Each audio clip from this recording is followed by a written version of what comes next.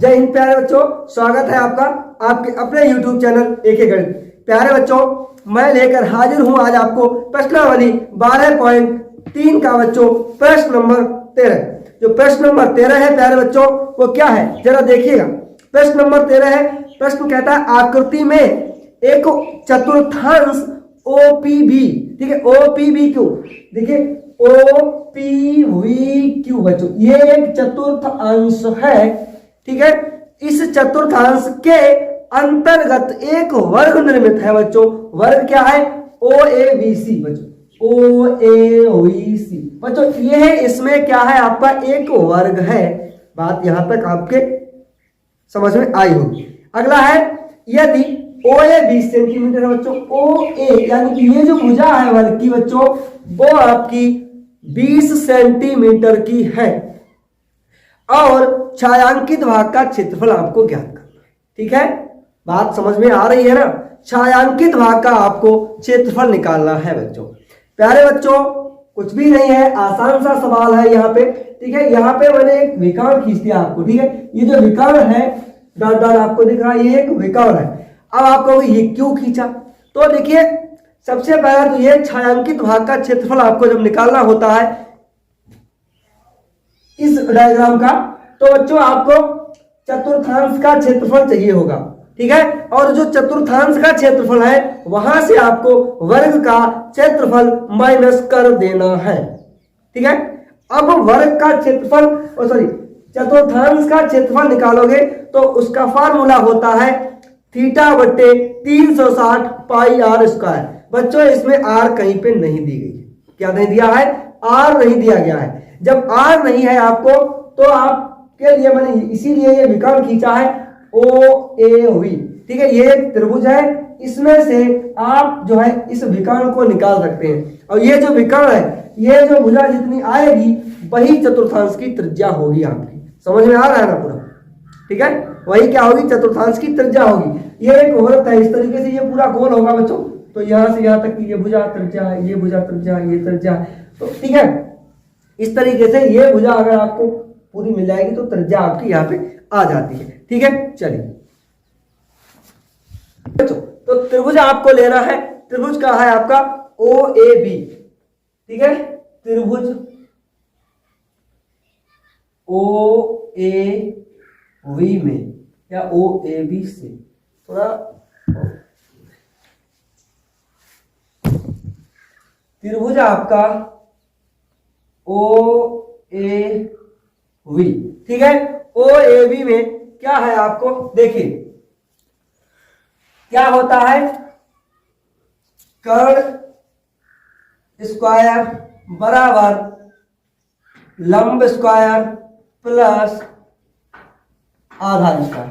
समझ आ रहा ना पूरा? तो आपका जो कर्ण है बच्चों वो OB है, यानी कि OB स्क्वायर बराबर आपका जो लंब है, ठीक है बच्चों, वो क्या है? AB स्क्वायर, A और V का स्क्वायर प्लस OA स्क्वायर, ठीक है।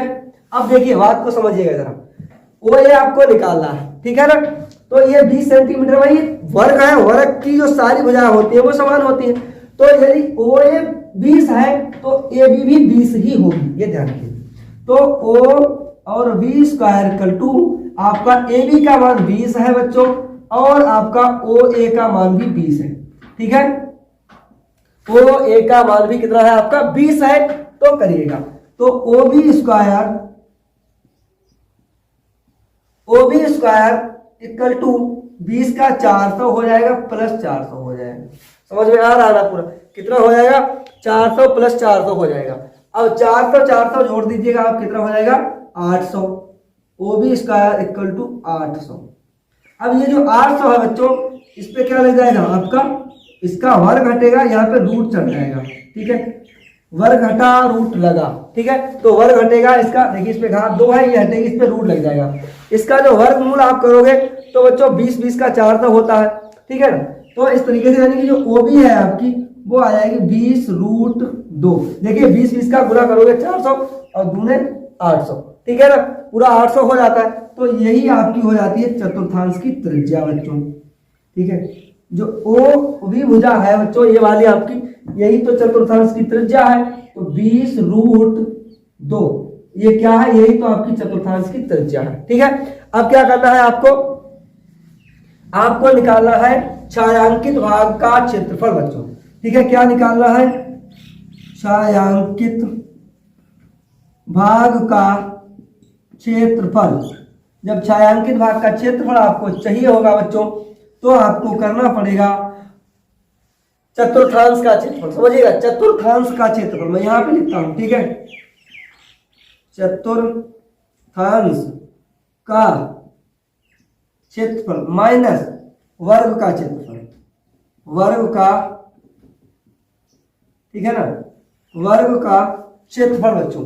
तो चतुर्थांश का क्षेत्रफल का जो फार्मूला होता है बच्चों, वो होता है थीटा बट्टे 360 पाई आर स्क्वायर, माइनस वर्ग का फार्मूला होता है बच्चों भुजा स्क्वायर। समझ में आ रहा है ना, पूरा आसानी से समझ रहे हैं। चलिए इसको थोड़ा इधर करता हूं मैं। ठीक है, चलिए तो चतुर्थांश कितना भाई, अब देखिए वर्ग है, ये भुजा आपको दिख रही है ना, ये समकोण है, तो ये 90 डिग्री का है। ठीक है, तो 90 यानी कि थीटा का मान आपका कितना है बच्चों, 90 डिग्री बट्टे 360, पाई का मान आप 22/7 रख लो, इसमें शायद दिया गया है, और 3.14 रखने के लिए। ठीक है, पाई का मान बोला इसमें। चलिए आर का मान आपका कितना है बच्चों, आपका आर ये है, आर स्क्वायर है, तो 2 बार लिख लो। ठीक है, माइनस भुजा कितनी है, 20 का घात 2 स्क्वायर हो जाएगा। समझ में आ रहा ना, पूरा 20 का स्क्वायर हो जाएगा। चलिए भाई 9 एकम 9 चौके 36। ठीक है, चलिए और इसे काटिएगा जरा। तो यहां पे आपको क्या करना है, 4 ये बचा ना, तो 4 एकम 4 और इस 20 को आप काट दीजिएगा। ठीक है, तो 5 20, 20 को यहां पे कटा, 5 बचा आपका। अब देखिए बेटा, आप लोगों को तो पहले से ही मालूम है, इंटेलिजेंट लोग हैं आप, तो क्या मालूम है आपको, देखिए ये 2 बार रूट में है, ये अगर कोई भी संख्या 2 बार रूट में होती है तो 1 बार विदाउट रूट के हो जाती है। ठीक है ना, वही संख्या आती है गुणा करने पर। ठीक है, तो इस 2 को इस 2 से गुणा करेंगे तो क्या हो जाएगी, ये 2 बन जाएगा। अब 2 का 5 का पहले इस वाले 20 में गुणा करना, तो 20 पंजे 100, बात समझ में आ रही है ना, 20 पंजे 100, और 100 का 2 में गुणा करेंगे आपका हो जाएगा 200। चलिए यहीं तक रखता हूं, तो 3.14 गुना 200 माइनस 20 है, ये 20 गुना 20, चलिए ऐसे कर देता हूं, आसानी से बिल्कुल समझिएगा। ठीक है, जल्दबाजी नहीं है कुछ भी। चलिए अब 2 चौके 8, 2 एकम 2, 2 तिये 6 और 2 0। ठीक है, अब पॉइंट 2 संख्याओं के बाद लगा देना है। ओके, समझ में आ गया ना पूरा। अब क्या है, माइनस 20 और 20 का गुणा करोगे कितना हो जाएगा, 400 आपका। अब ये क्या रहेगा आपका 628 माइनस 400, तो 628 में से 400 जाएगा आपका 228 सेंटीमीटर स्क्वायर। बच्चों यही आसान सा सवाल है बच्चों, इसका आंसर आपका आ जाता है। बिल्कुल तो इजी है ना, कुछ भी तो नहीं है इसमें, बहुत आसान, इंपॉर्टेंट भी है। ठीक है, देखने में तो बहुत ऐसा लग रहा है, लेकिन कुछ भी नहीं है, आसानी से आप इसे कर सकते हो। ठीक है, पूरा सवाल आपको एकदम बढ़िया तरीके से समझ में आ गया होगा। ठीक है, और ये ध्यान रखिएगा, यदि आपने पूरा वीडियो ऐसे ही देख लिया है बिना सब्सक्राइब करे, तो प्लीज चैनल को जरूर सब्सक्राइब कर ले बच्चों, क्योंकि ये जो चैनल है यहाँ पे आपको मैथ बहुत अच्छे तरीके से बेसिक से पढ़ने को मिल रहा है। कोई भी डाउट है आपका कमेंट बॉक्स में भेजिए। ठीक है, तो इस तरीके से आपका ये सवाल हो जाता है बच्चों, और मैं चाहता हूं कि आप लोग जो इसको देख चुके हैं उसके बाद अपने मित्रों में भी इसे शेयर करिएगा। ठीक है, आपने इसका लाभ ले लिया है तो आपके साथियों को भी इसका लाभ मिलना चाहिए। ठीक है, चलो बच्चों, आपका ये अगला प्रश्न, यानी कि आपका जो प्रश्न नंबर है 14, इसमें क्या है, देखिए आपको एक आकृति दिख रही है। ठीक है, इसमें जो कलर वाला भाग है आपको दिख रहा है बच्चों, इसका आपको क्षेत्रफल निकालना है। कलर भाग का क्षेत्रफल निकालना यानी कि छायांकित भाग का क्षेत्रफल आपको निकालना है बच्चों। तो जरा प्रश्न को देखिएगा, ए बी और C D, A B C D, ठीक है, देख रहा ना, ए बी और सी डी ओ, ए बी और सी डी ओ तथा त्रिज्याएं अब देखिए ओ ए बी इसकी पूरी की त्रिज्या है आपकी 21 सेंटीमीटर, ठीक है, यहाँ पे 21 लिखो, 21 सेंटीमीटर है बच्चों।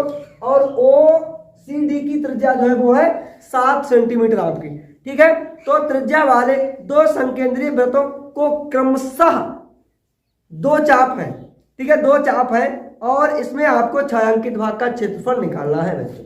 चलिए प्रश्न को यहाँ पे लिखता हूं, छायांकित भाग का क्षेत्रफल, छायांकित भाग का क्षेत्रफल बच्चों। तो जो छायांकित भाग का क्षेत्रफल है बच्चों वो आपको निकालना है। तो उसके लिए आपको क्या करना पड़ेगा,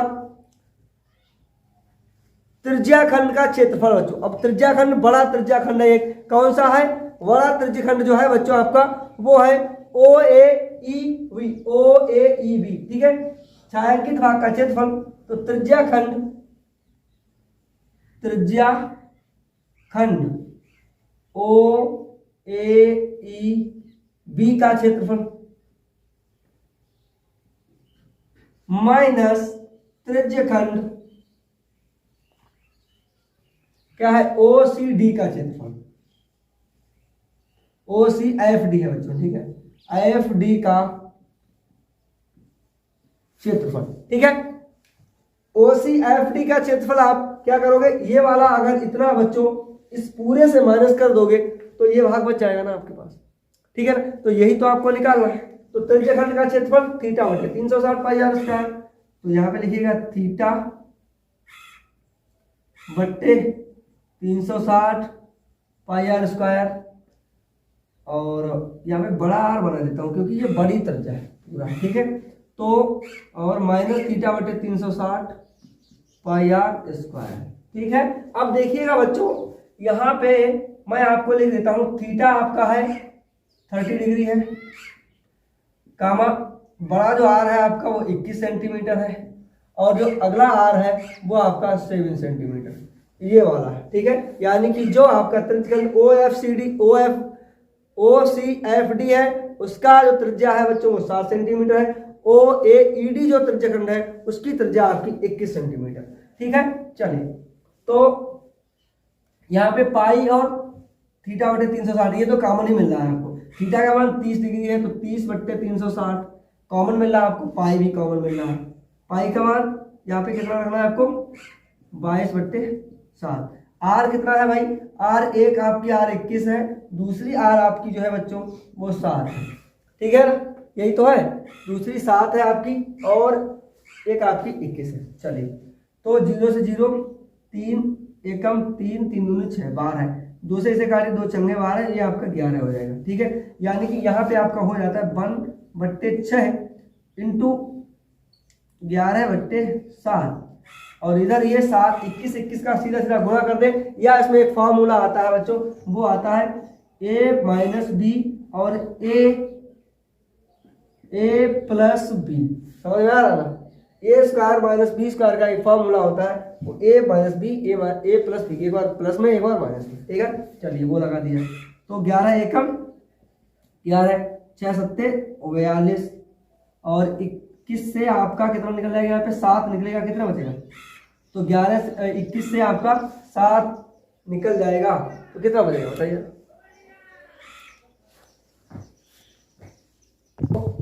बताइएगा। देखिए 14 बच रहा है आपका, ठीक है।